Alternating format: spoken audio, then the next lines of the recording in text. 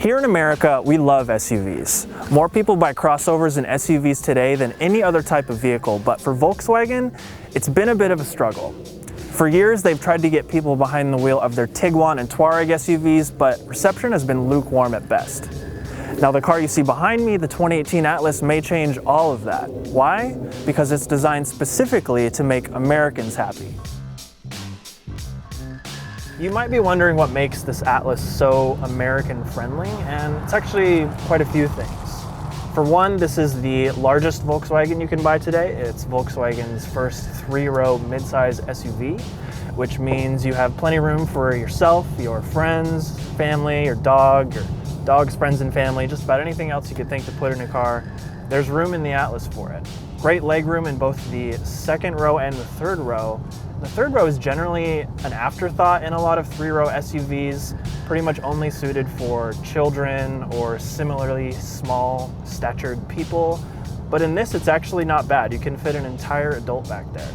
The Atlas is even big and blocky like a lot of American SUVs, and it's even built in Tennessee. This is a German car, right? In terms of cargo space, the Atlas is actually quite impressive as well. If you fold the second and third row seats down, you have a total of 98.6 cubic feet of cargo volume, which is a lot. Another thing that makes the Atlas so American-friendly is just the amount of technology that's packed in it. I would argue this is the most tech-packed Volkswagen on sale right now. You can see the 6.5-inch infotainment screen is really well laid out. You have navigation, you have satellite radio, you can connect to your phone. But even better, if you don't like Volkswagen's system, and it is very simple to use, you can just plug your phone in because Android Auto and Apple CarPlay both come standard.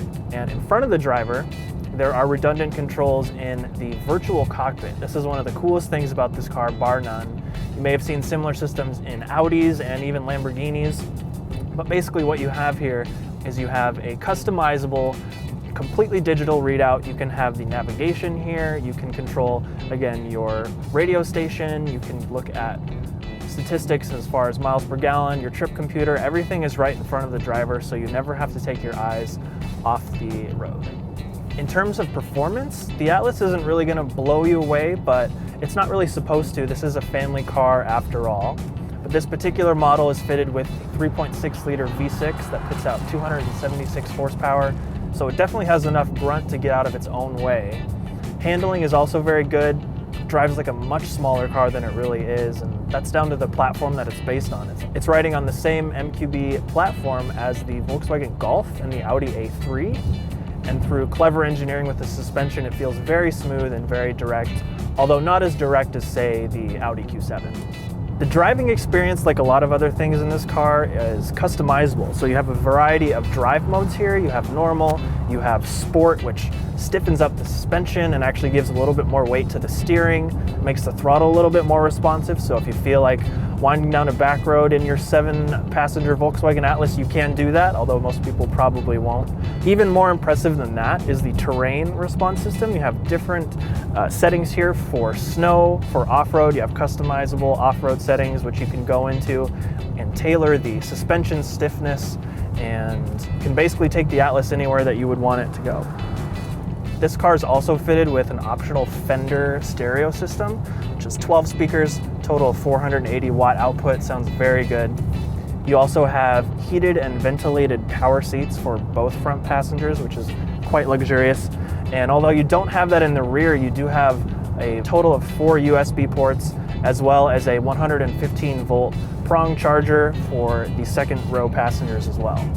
Another really cool feature about this car is called Park Assist. Now, it won't park itself. It's not quite like Tesla Model X level or anything like that, but it is almost there. Basically what you'll do is you'll hit this button right here, the Park Assist button, and you can drive down the street and it will scan the parallel parking spots next to you, and it will tell you when there's a spot that is the appropriate size for the big old Atlas. And once you get there, you'll stop, you'll put it in reverse, the car will actually angle the steering wheel for you, and you just slowly back in. It will tell you to stop, shift it back into drive, and it'll pull forward and execute a perfect parallel park, no stress needed.